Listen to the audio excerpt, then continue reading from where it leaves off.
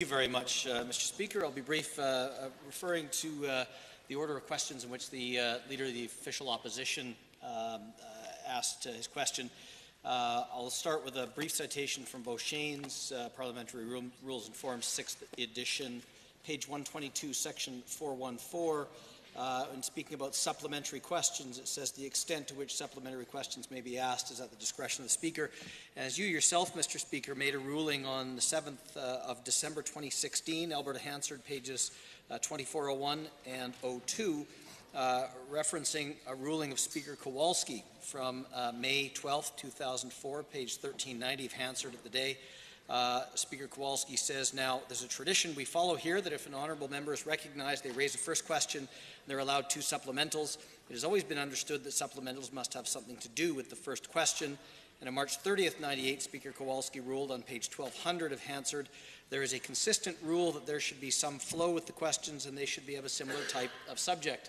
As you'll recall, the Leader of the Official Opposition, although I don't have benefit of the blues, asked his third main question started with a question about, I believe it was something to do with pipelines, and his first supplemental even said something to the effect of now changing topic about the Calgary Board of Education and something to do with kindergarten.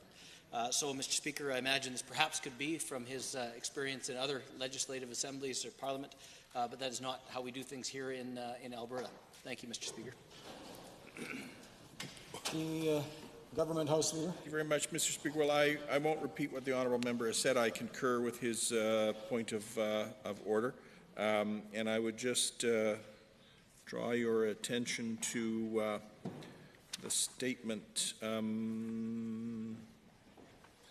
that says that the supplementaries ought not to have a preamble, and the answer should flow, or the question should flow from the answer that was given to the first question. Obviously, if you're completely changing the subject in your second preamble, you're not adhering to that admonition, Mr. Speaker, and I'm referring to House of Commons procedure and practice.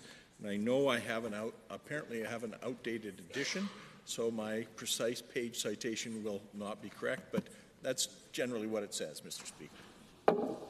I noted that one time before, Honourable Member, but I'm glad to see you've got up. Thank you, Mr. Speaker. I would point out 2 things. First, in House of Commons Procedure and Practice, 3rd edition. I think that is the most current, but yeah, the Government House Leader is stuck on the 2nd edition, but that's okay. He's probably still got the 1st edition back there too.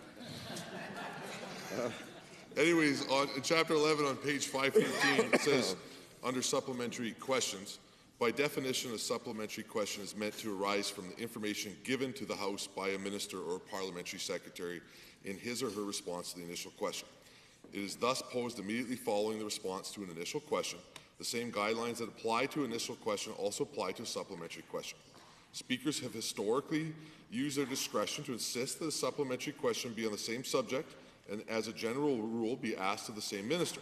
However, at the beginning of the 36th Parliament in 1997, Speaker Parent allowed the practice to be modified by not insisting that an additional question be, strictly speaking, supplementary to the main question. He indicated that he would find it acceptable for a party to split around a question even between 2 members, with each one asking for a different question to a different minister. The practice remains in effect today. Mr. Speaker, that's one thing that I would like to point out to you. But in addition to that, the argument for the third-party House Leader and the Government House Leader is that the Honourable Leader of the Opposition's questions were not relevant to the other questions that he asked in his order today. I would submit to you, Mr. Speaker, the government is trying to have it both ways with that argument. They repeatedly have I know the Government House Leader really wants to chime in again, and maybe he can when I'm done, but for now I have the floor, Mr. Speaker. And they, throughout all of their questions today, have referred to the Climate Action Plan or the carbon tax as the reason that the pipeline is being built, as a very relevant topic associated with pipelines. And the majority of the questions that were asked by the Leader of the Opposition today were in regards to pipelines, were in regards to consequences as a result of pipelines, and the lack of action by this government on pipelines. And I would submit to you, Mr. Speaker, by pointing out the lack of consequences to BC while at the same time consequences to Alberta school children in this case as a result of this government's failed carbon tax is very relevant, Mr. Speaker. Thank you, honourable member.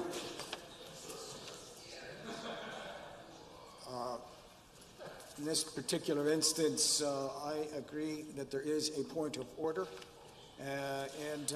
Just to substantiate that, the first supplementary, I believe it was, started out with Mr. Speaker on a different matter, and it seems to reinforce. And I would also point out the Parent ruling did use the phrase "strictly speaking." I know that in this House, and I do recall the honourable member from Calgary Elbow may have been exactly the victim of that last time, but I did rule on this matter in December 2016, and therefore I would respectfully ask that into the future that we keep the supplementary questions related to the main question